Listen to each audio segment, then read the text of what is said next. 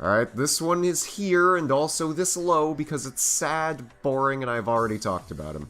Number 56 Goldrat is Card Trader on legs, takes 3 materials to summon, and is only better in the anime because it can't get run over by battle with something as pitiful as a Cook Pal.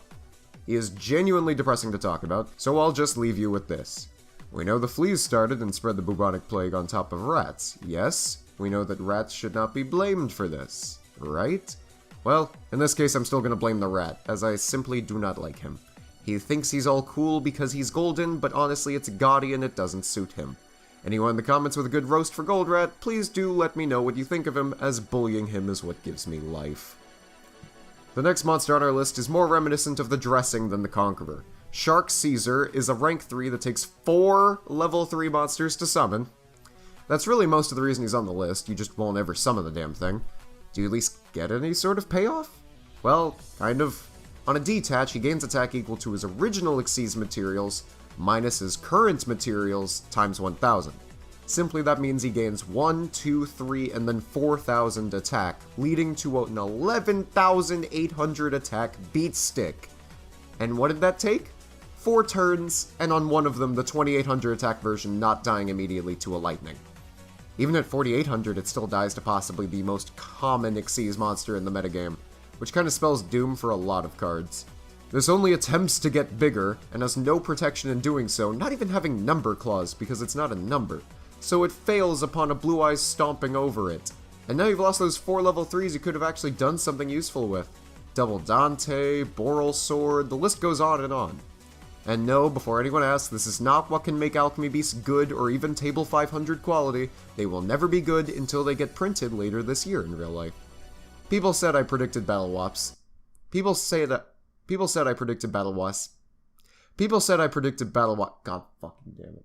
People said I predicted Battle Wasps. People said I predicted Battle Wasps. People said I predicted another certain archetype that's coming out soon and is completely based on insects.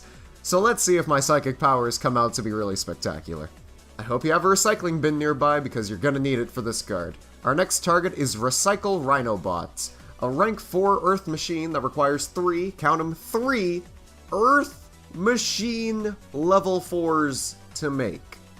Hope you like gadgets, but also don't remember that Ultimate Offering is banned. This badass beast machine can detach an Xyz material to boost the attack of another monster by 500. And at the end of the turn, if it has no materials, he Ring of Destruction's the weakest monster on your field. The most piddling attack gain in the world right next to an effect that takes 3 turns to actually happen, even though it is pretty good. The best way to actually counter this thing isn't even just ignoring it, but that's the best way most people would not frown upon. No. The best way is to walk 10 feet, see that Lilybot is the thing that played this horrific card, and just kinda knock her over. The thing's shaped like an egg, what's she gonna do about it? Take her lunch money and then just kinda walk away. You won as soon as she summoned this trash. Welcome to Take a Chance Format's originator. Charlie McKay was a man who would justify his stupid cards due to his enhanced luck granted to him by his boss monster, number 7 Lucky Straight. However, us mortals are unable to have this level of luck, as you would be thrown out of not only the casino, but the entire City of Paradise for winning the first hand. Also for using a Yu-Gi-Oh card on a poker table. Then it's not only cheating, but you're also considered to be pretty fucking lame. Either way, this Chad's boss is not the best regardless of a cool design of the character. Lucky Straight takes 3 level 7s to make, and during the battle step you can detach a material to roll a die and make its attack the value times 700 until the end of the battle phase. Main difference though is that the stack gain stays until the opponent's end phase IRL, but also it has 3 powerful effects if you're lucky enough to roll 7 on your 2 dice that you're given. Yes, with 1 die in the anime, Charlie gets 6s for his luck, but this is not good to say the least. Seriously though, if you want a way to piss off friends, palette his deck and see if you feel lucky. Just use the real one and use rigged dice. Actually don't, that seems like a bad thing to advertise. For those of you aiming to be a ninja, I don't recommend taking advice from our next card. Appearing from a type of shadow that doesn't exist, it's number 12 Crimson Shadow Armor Ninja, a generic rank 5 Earth Warrior that, besides having numbers clause, you can detach a material to protect him from being destroyed. That's it, he just protects from card effect destruction. That's helpful, I guess. He gets outclassed by literally every other generic rank 5 in the game. Even the first few like Tyrus are amazing by comparison to this card. Let's also keep in mind that the only really good thing this card would do is get ranked up into the Piercing Gaia Xyz, but that's with every rank 5 and 6, so it really doesn't help any comparison. On top of everything else, it's just so boring. Yay, it gets a bit of protection, it just sits there, woohoo! When Season 2 of Zexal happened, the plot shifted to random duelists being taken over by the Baryons and forced to duel Yuma for his numbers and the like. Real Monster of the Week type stuff, which sorta built Zexal's general premise until the Baryon Wars. One of these was Devin Knox and his coach deck. His boss monster of those is Coach King Giantrainer, who he proceeds to rank up into Ultimate Trainer. However, we're here to look at the original rank 8. He takes 3 level 8 monsters, and his effect is that you can detach a material to make both players draw a card and compare them. The person who drew the monster with a lower level takes 800 damage, and the cards drawn go to the graveyard. So you draw 3 cards, at a risk of Ukaziing yourself, and the draw is immediately rendered useless as it goes to the graveyard. If you want to set up the graveyard, use literally anything else. You can just use Needlebug Nest, if anything. If you want to draw, use most anything else, including the much better real-life version. Seeing this makes me remember the days when Zodiac used Bearman to make Giantrainer for the thrice per turn draw power, and then to modern days and how Danger FTK featuring Cyberstein have it as the last resort if you fail to burn with Phoenix. That just makes me sad, to be quite honest with you. This next card is for all of you fans of Yosenjus. Oh, there's one! The kid who couldn't pull Necros from the Secret Forces and made do with what he had. Oh, I remember when I was you. It's a sad time. Be sure to use your acne medication and get a job at 16. It'll help you a lot in the long term. It's better than sports, and college is a sham. Anyway, back to Yu-Gi-Oh! And not life lessons. Number 82, Heartlandraco, as well as being only seemingly run in Yosenjus because there's the loop around, is a generic Earth Dragon rank 4 with 2000 attack and 1500 defense, ran by Mr. Heartland in the Zexal manga. Being a number, he has Numbers Clause because he is a number and numbers exist. Then his unique effect is that he grants effects to heart monsters and all copies of himself. Okay.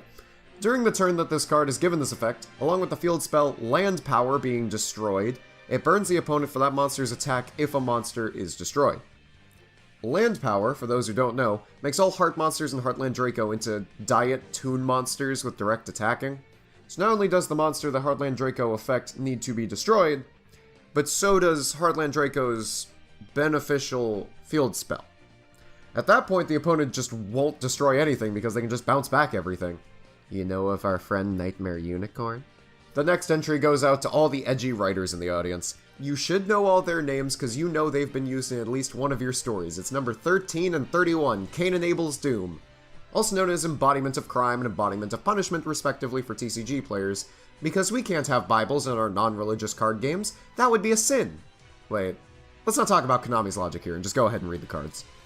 They're both generic rank 1s that are Dark Fiends, with 500 attack and 500 defense. If them sharing the same stats wasn't enough, they both practically have the same effect. No Numbers Clause, because that would make sense. I mean, they're numbers 13 and 30, numbers don't exist anymore, sorry.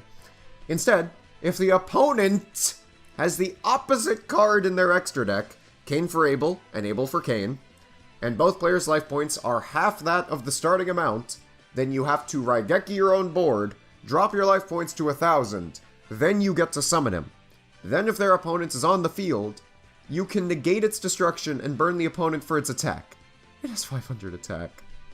So not only do you have to hope your opponent is a complete Dumbo doofus to run the card you need for this effect to go off, but even when you do, it's worth as much as Hinotama. I absolutely have no idea why you would want to do this or even how you do this aside from very explicit cheating.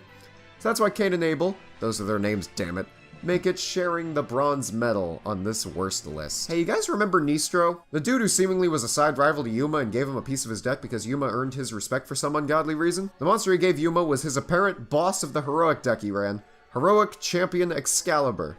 Well, hey, at least Yuma got a card out of it. Heroic Challenger is 3 for 3 of our trinity of real-life monsters that saw play in decks and were really strong in their respective formats, but the anime version is restricted by some means. Heroic Champion takes 2 level 4 warriors to make, and can detach all materials it has when it battles to double its attack to 4k for the battle phase. Great! One swing finisher in end games. Same as real life, right? What's the downside, you may ask? It can only attack when you have 500 life points or less. You had it. You had it. This single line of restriction downright cripples the card, to the point of not even having stubs for legs anymore. The dude's just kinda sitting there like Monty Python's Black Knight.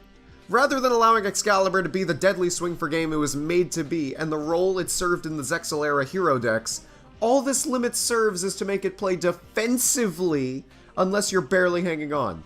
In the former, your opponent would have to be literally brain dead to attack it unless they use Utopic the Lightning, and in the latter situation, you'd only be able to make it if you beg the opponent to not end you right away and they give you pity. Past turn you won't should not be a strategy for a card. Well, we're at number 1, and we started with a card that I've already talked about. This time, not only do we end with one, I also have a bit of a clarification on how I do my lists. You see, this is Utopic Zexal. This card needs 3 number S monsters to actually summon him, and he's just a big beatstick. He doesn't even lock down the opponent like the real-life version. So, we can agree it's a terrible card. I think it deserves number 1. So people said that there's a manga-exclusive card by the name of Shining Hope Road. This card allows you to use number monsters in the graveyard for an Xyz summon, and consider them to be number S monsters, purely to satisfy this thing's absurd summoning condition. Now that I know this, the card is actually starting to look even worse. How I look for cards on my list is that I make sure that they are evaluated under the circumstances that only the cards themselves are ported over. So, for cards like Raska, there's nothing to worry about. It just gets ported over and no questions are asked.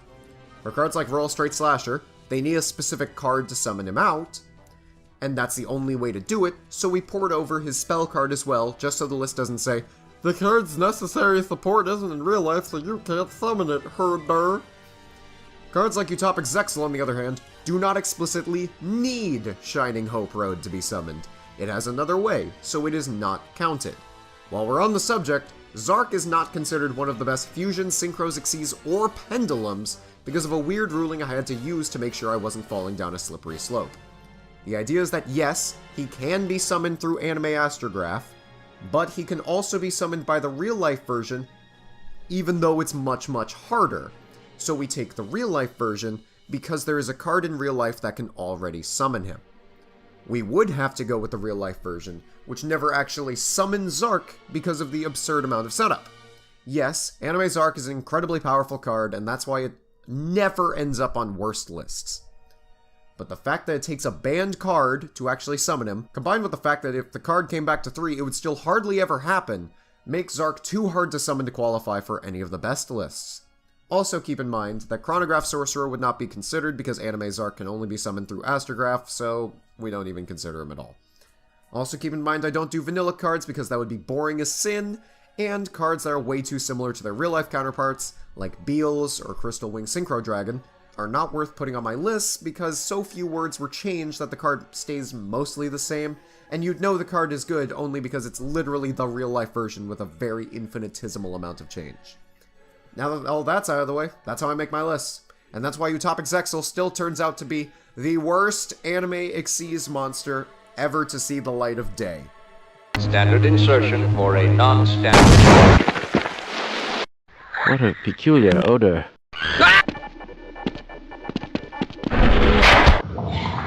Welcome to the Black Mesa target range. Do you know who ate all the